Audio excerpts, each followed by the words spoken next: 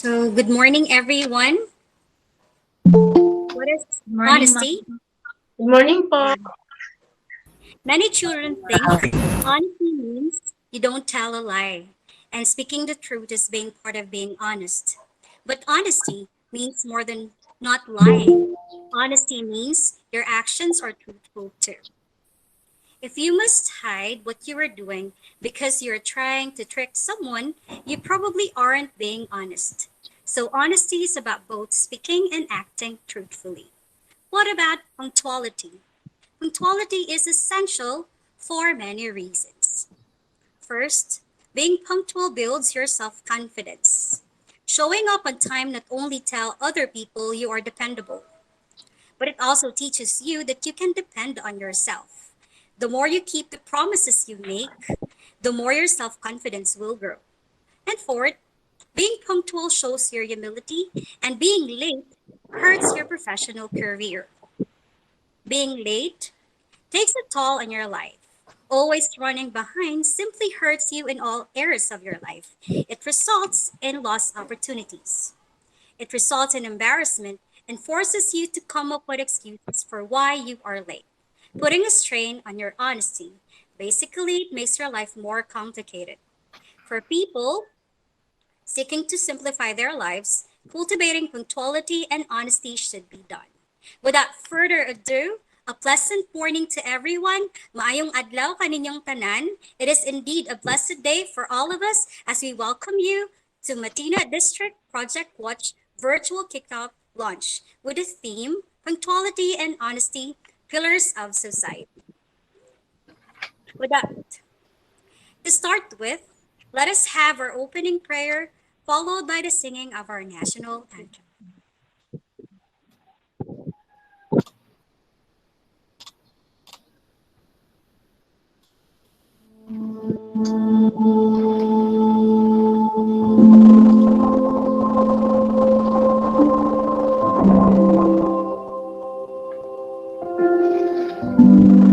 Watch, pray. Lord, give us the courage to do and practice the value of punctuality and honesty, and also be able to promote it to our loved ones, to give dignity and honor.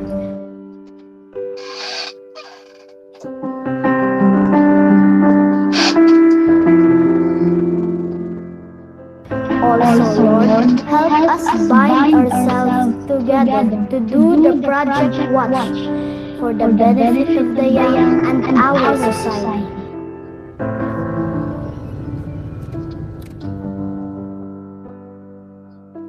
And finally, help us, Lord, to be an agent of change so we can do wonders to our country and leave a lasting legacy. We ask this through your Son, Jesus Christ. Amen.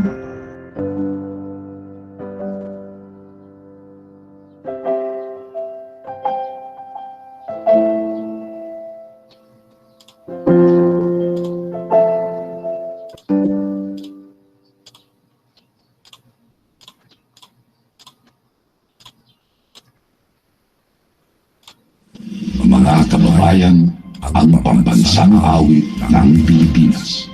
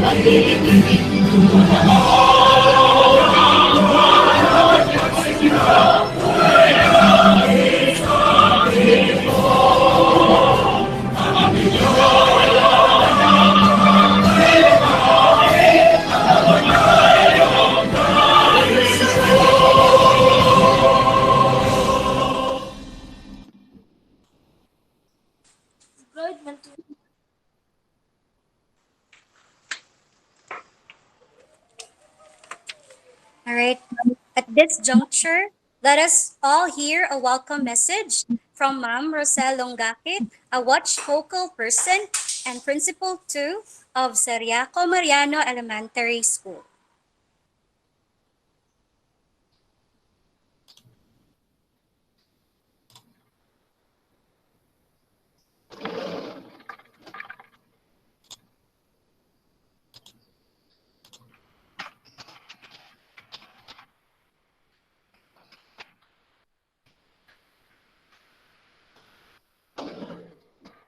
To our district supervisor, si Ramonito Agustin F. Alba, our district watch coordinator, Marian Serras, watch coordinator of the 8 schools under Matina District, learners, parents, good morning. The times are changing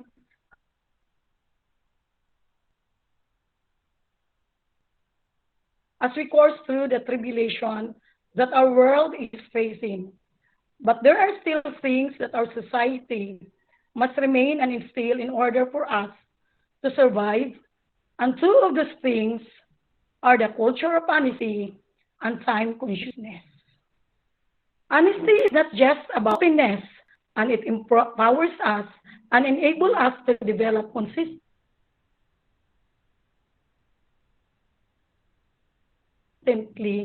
in how we present the facts.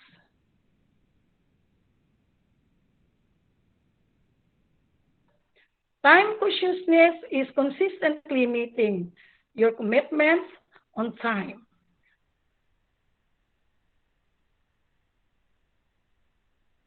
As the catalyst of education and knowledge for the 21st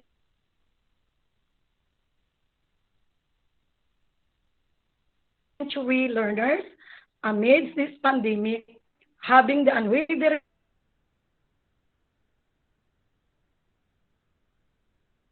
passion to meet the demands of our responsibilities in teaching and developing the learners in time and being able to present the facts and documents needed, the essential attributes in order to sail this wave of his people. In order in us, with a savored knowledge and values we will, may I leave everyone a positive notion. Filipinos, instead, let us our survival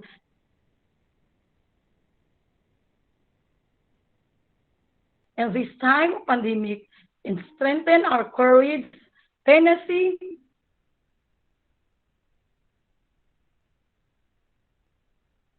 ingenuity, cooperation, sympathy,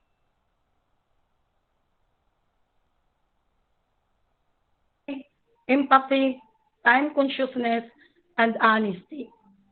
With that, welcome you all to our What's Advocacy Kickoff with the theme Instilling the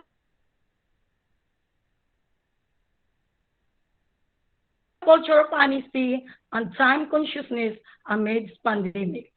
Thank you, and once again, good morning.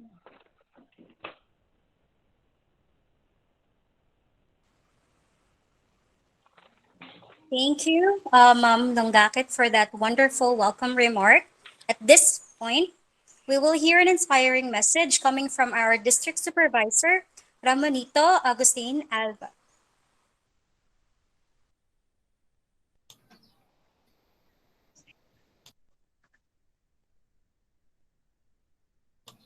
Ma'am Daisy, Yes, ma'am? proceed na lang ta sa kwan sa speaker. Okay.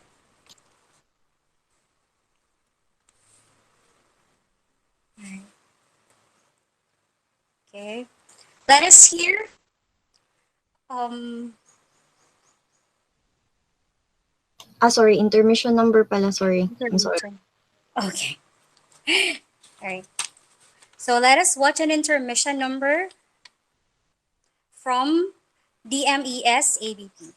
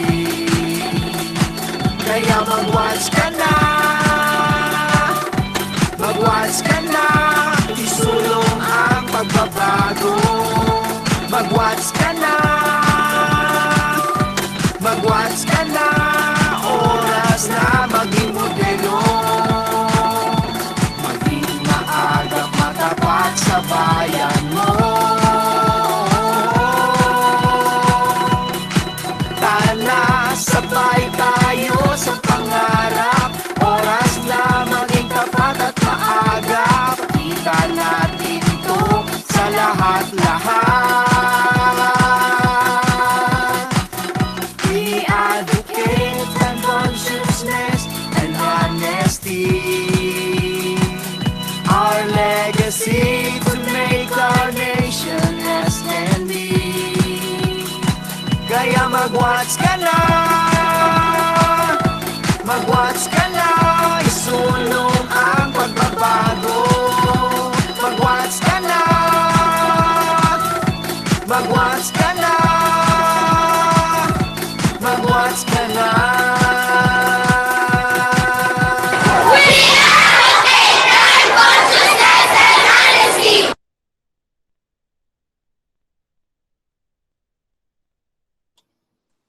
Thank you for that wonderful intermission number from Don Manuel Elementary School.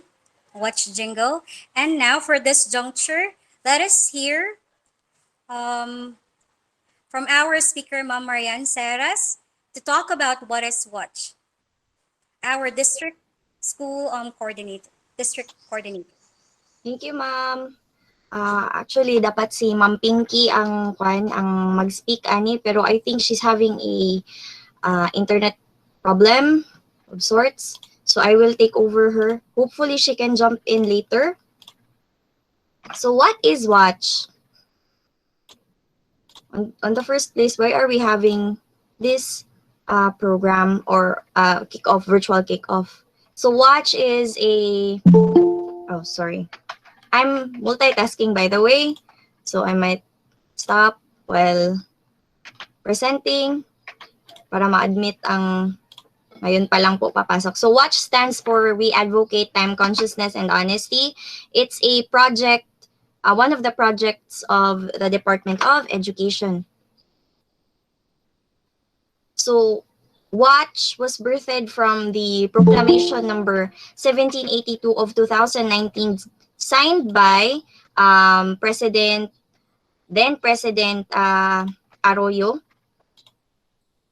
So it is a joint program by the JCI Senate Philippines Department of Education, Commission on Higher Education or CHED, Technical Education and Skills Development Authority, Philippine Association Colleges and Universities, and among other groups. It is designed to practice honesty and punctuality and make a better community, or the next generation of the Filipino people would be practicing these values more, since then President Arroyo, she noticed that we love the Filipino time, quote unquote, and it's not really good for the economy. So these are the groups that are involved with Project Watch or the Watch Advocacy. So I will be presenting the memos and orders that DepEd made in response to the Proclamation number 1782. First, we have the DepEd Memo 106 series of 2008, dated March 31, 2008, entitled Project Watch, an Advocacy Movement for Punctuality and Honesty. So this is an introduction memo published last 2008 to inform everyone of the existence of Project Watch. And then the mission of Project Watch movement is to share our talents and precious time. Excuse me for a while. Okay. Precious time in the strengthen and value of punctuality and honesty towards living legacy. Its vision is to undertake effective programs, projects, and other activities to enhance the importance of punctuality and honesty as the element of success in our daily lives. So this isn't just for teachers, it's mainly on DepEd side for students as well, to help them become more honest and more punctual in their daily lives, not just in school, but also as they go home to their communities and homes. And then, so we hope to conduct oral contests, debate that would emphasize on these values. among other activities that this memo has soon when the pandemic ends.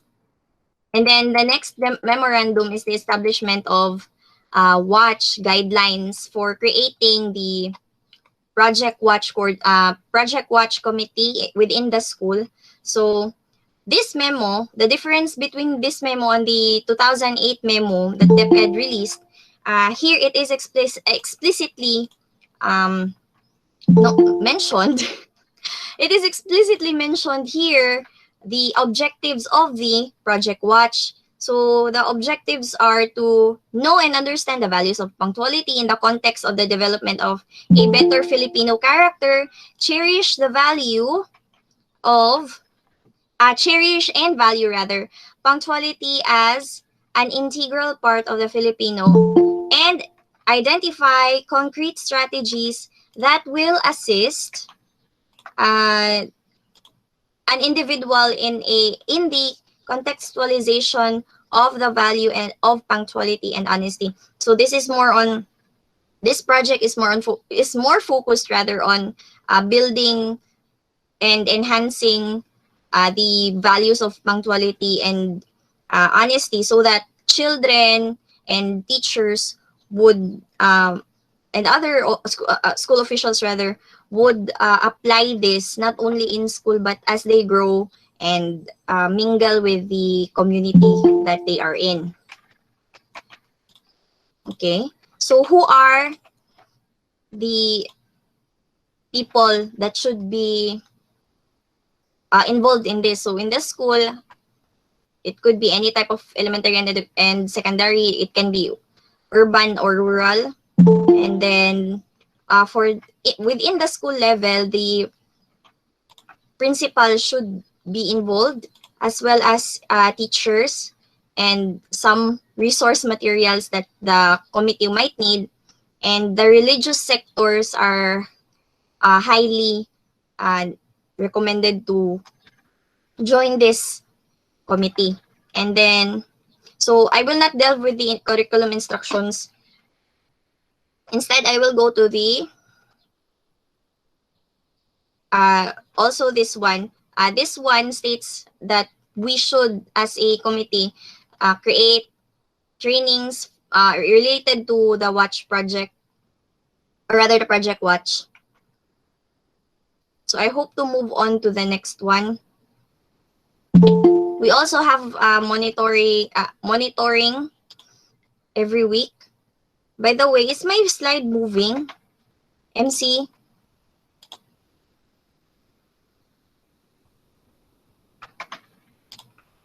Naga-move ang slide or not? Wala. Wala, ma'am. Perfect. Wala. Wait lang.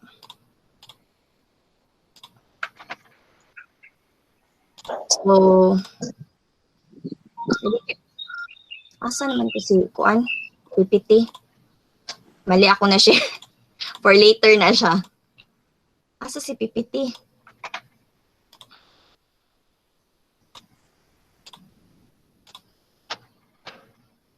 Okay. Kana, nag-change, ma'am? Yes. Yes, ma'am. Okay, sige. Ani na lang atong buhaton, magtuplok-tuplok na lang ko. Diri. Ha? Nag-error ang ako ang slide. Wait lang gid mga ma'am.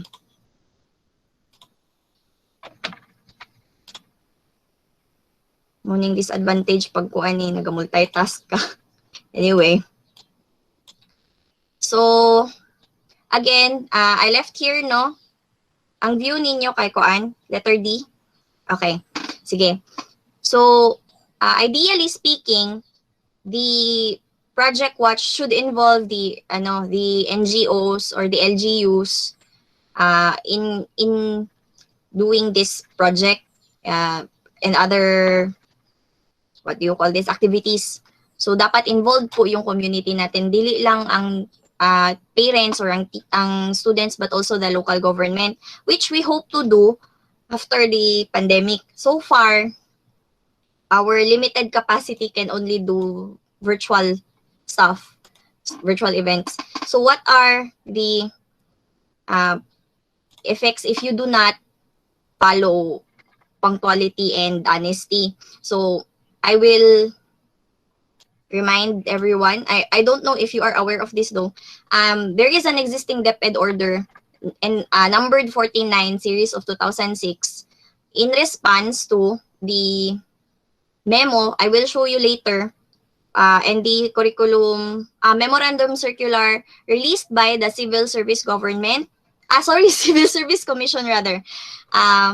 So in response to that, DepEd issued the revised rules of procedures of the Department of Education in administrative cases. So this is not only applicable when you have problems within the school or within your co-workers, but it is also applicable for those who do not practice punctuality and honesty within our within DepEd.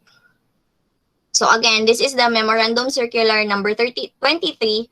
It states here that any employee, this is about tardiness by the way, any employee shall be considered habitually tardy if he is incurs if he incurs rather in tardiness regardless of the number of minutes, 10 minutes a month, 10 times a month for at least 2 months in a semester or at least 2 consecutive months during the year. So about the above quote from this memorandum circular is clear that habitual tardiness may be committed in 2 ways. First one, when the employee incurs tardiness 10 times a month for at least 2 months in a semester. So that's 2 semesters, I think. And then when the second one is when the employee incurs tardiness of 10 times for 2 consecutive months during the year. So this is in relation to the value of punctuality, no? If we do not practice it, we might end up having problems with the Civil Service Commission and have to face this memorandum circular along with DepEd Order number 49 series of 2006, which we do not like. And then another memorandum circular issued by the Supreme Court last dated 1989, entitled Memorandum Circular number 30. This is in pursuant sa Resolution number 89506 of the Civil Service Commission. Now this one, it talks about honesty. So what happens if we do not follow if we are not honest in our dealings, in our daily dealings as public servant? So the first offense, grave offense that we can do or commit rather is the right word. If we can commit, number one, yun ni siya sa kuan sa memorandum circular. I suggest you look it up. It's really interesting if you like reading. Ang number one yun sa ilang listahan is dishonesty.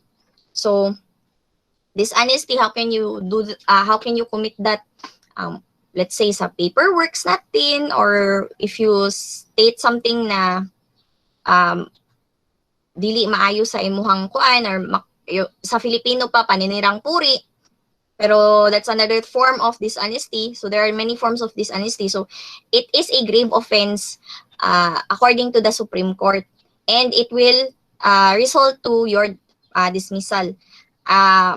On section 16 yata ni siya, if I am not mistaken, it is also mentioned that absences or tardiness of 6 months and 1 day as well as loafing is under this memorandum circular, and it will cause dismissal to you or someone else you know who do not follow follow punctuality, the values of punctuality. So I suggest highly recommend pala po na we follow honesty and punctuality in our daily dealings. So as not to have to deal with these laws. So those are I presented them for you to be aware, not for me to scare you. At the end of the day, it's only you and yourself who knows if you are honest. And uh, Project Watch is here to uh, what do you call this, to campaign that you follow these values. Okay. So thank you and good morning, Ma'am Daisy. Okay, thank you for that, for sharing of knowledge about what Project Watch is. For this juncture, let us have an intermission number from Matina Central Elementary School. Take it away, Ma'am Saras. Wait lang, wait lang. Okay.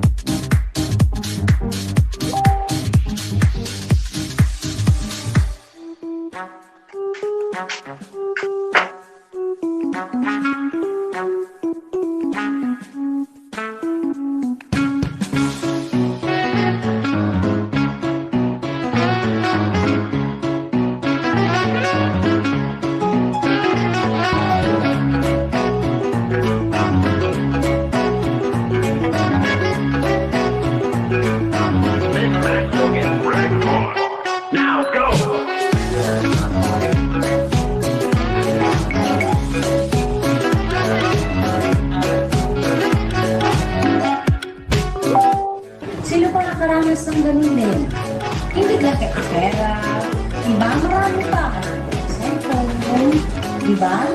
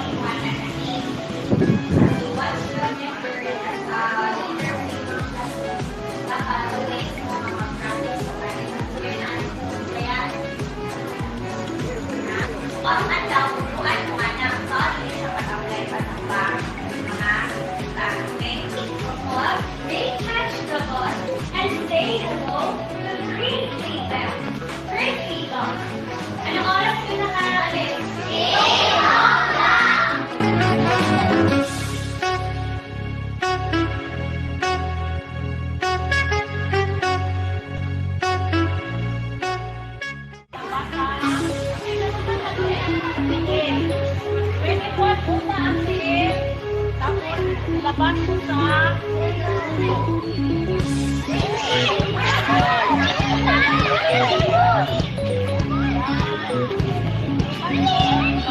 ka niya.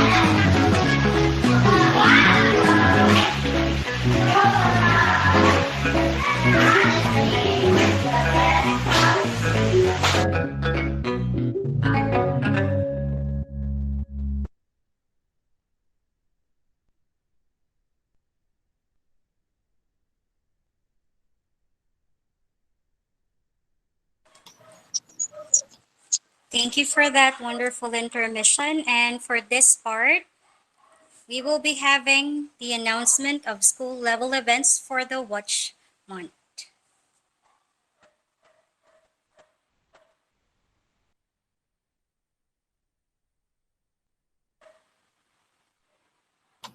Okay.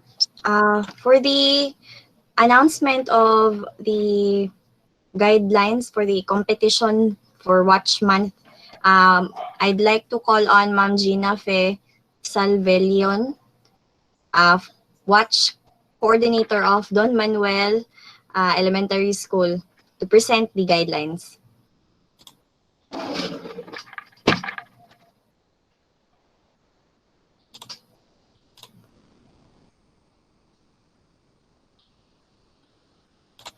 Second the title ani iyahang video, Matina.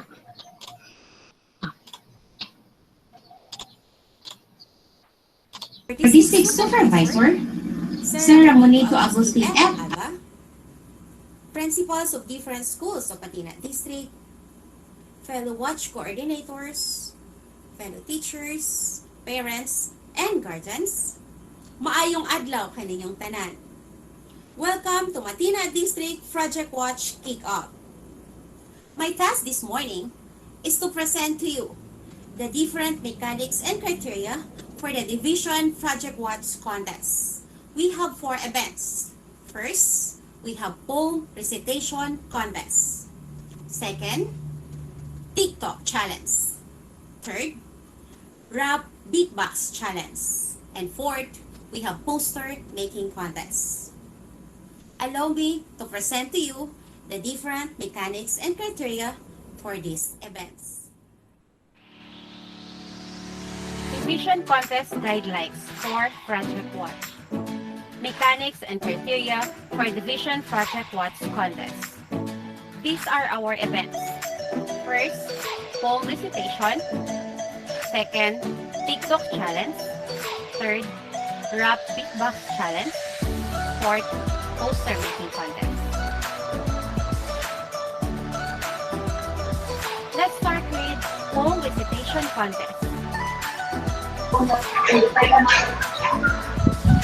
These are the mechanics and criteria. First, participants must be enrolled as grade 1, 2, or 3 pupils. Poem entries must contain 2 stanzas with 4 lines and should be in line with our theme, instilling the culture of honesty and time consciousness amidst pandemic. Poem entries must be in Bisaya. Costumes and props are highly encouraged. Participants should memorize and recite the original poem and submit a recorded video. Maximum of 3 minutes for video of poem recitation. 1 winner per district. These are the criteria. Relevance to the theme, 30%. Originality and creativity, 30%. Voice and articulation, 20%. Expression and showmanship, 20%. A total of 100%.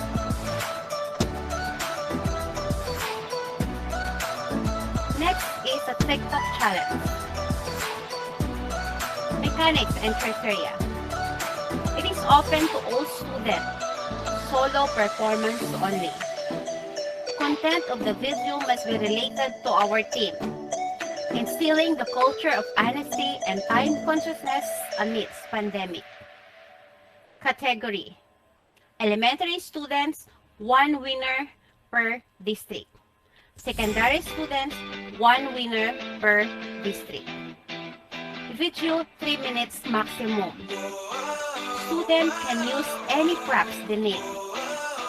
Student must wear modest clothes. No revealing clothes should be used. Student can use any music. No offensive, vulgar, and sexually explicit language and illustrations are allowed. Criteria. Relevance to the theme, 35%.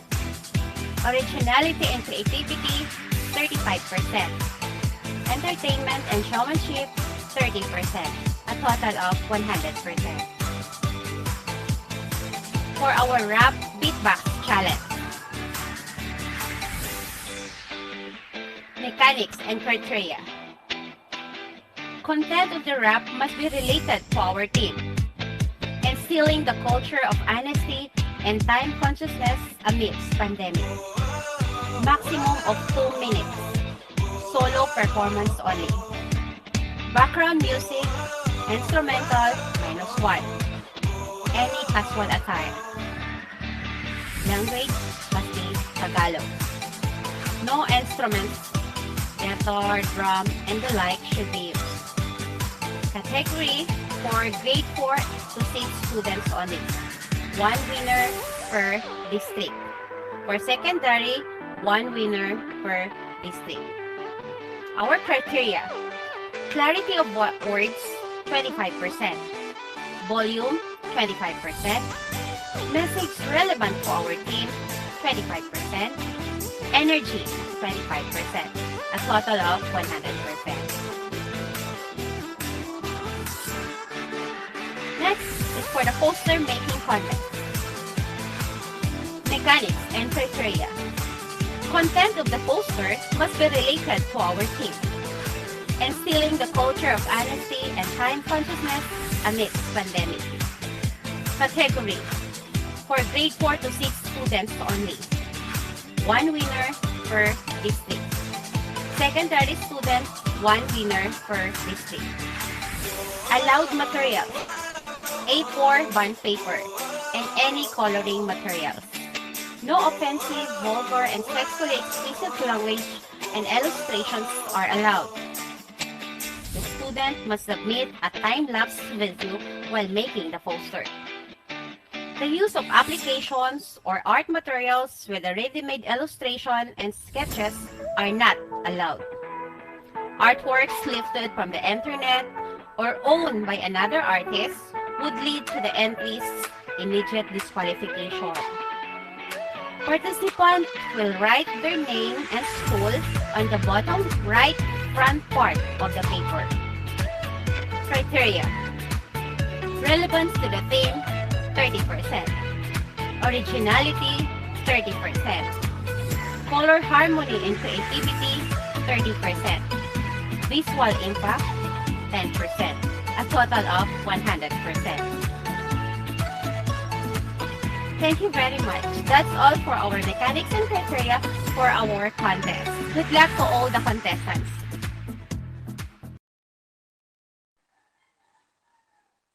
Okay, thank you for that, Ma'am Gina Fesalvacion, for giving the announcement of school level events.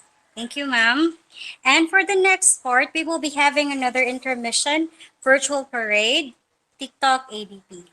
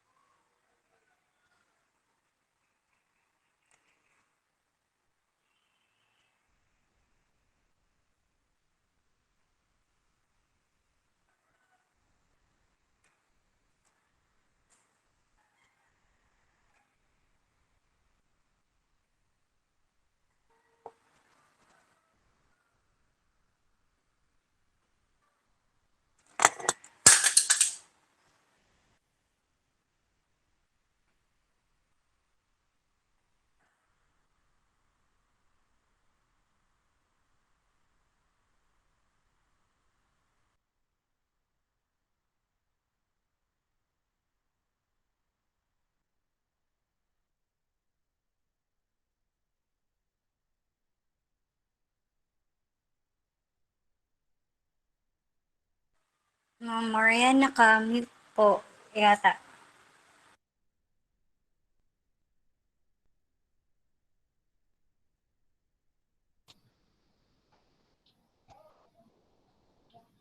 Ma'am Daisy. Yes. Yes, ma'am. Let's proceed. Okay.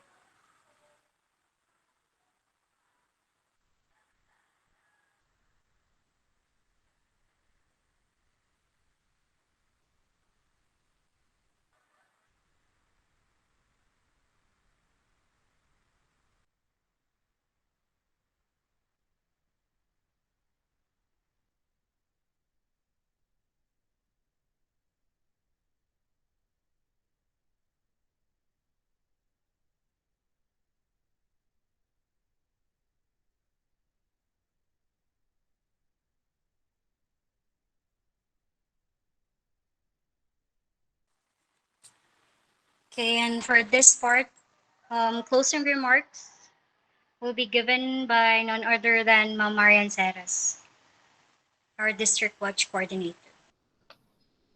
Thank you, Ma'am Daisy. To our district supervisor, Sir Ramonito Agustin F. Alba. To our district watch focal person, Ma'am Rosel Longakit.